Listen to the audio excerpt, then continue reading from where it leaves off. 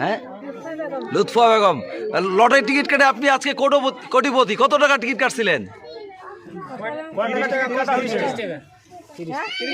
30 টাকার।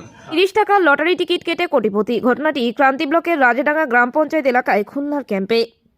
নাম লুৎফা বেগম, স্বামী পরিযায়ী শ্রমিক। স্বামী কাজ করতে মুম্বাইয়ে আছেন। বাড়িতে এক 7 বছরের ছেলে ও এক 4 বছর মেয়েকে নিয়ে দিনমজুরি কাজ করেন লুৎফা বেগম।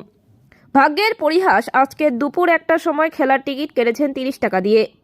টিকিট কেটে অন্যান্য দিনের মতো মজুরির কাজে কাজ করছিলেন।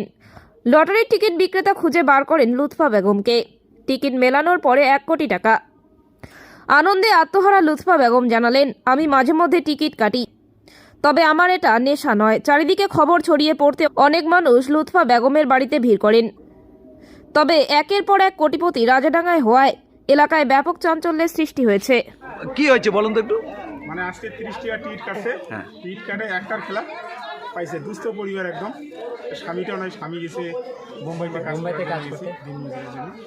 টিকিট পাইছে, আমাদের আনন্দ লাগলো। গাড়ি বড়ি সব আনন্দে আছি আমরা আর কি। আপনার পরিচয়? পরিচয় এখানে স্থানীয় নাম? নাম আত্মা বলছিল। নাম বলেন। হ্যাঁ, লুৎফা বেগম। লটারি টিকিট কেটে আপনি আজকে কোটিপতি। কত টাকা টিকিট কাটছিলেন? 30 টাকার। 30 টাকার টিকিট। কটার সময় খেলা ছিল এটা? 1টার সময়। আচ্ছা, 1 কোটি টাকা পাইছেন। কেমন লাগছে আপনাকে? খুব ভালো, পুরো আনন্দ, হ্যাঁ, বলেন বলেন। আপনার বাড়িতে কে কে আছে? আচ্ছা, আপনার স্বামী নেই? ও বাইরে কাজে গেছে। আচ্ছা আচ্ছা, কি বলবেন?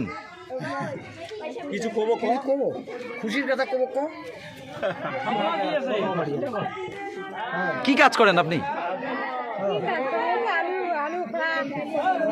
দিন মজুরে কাজ করেন? আচ্ছা আচ্ছা।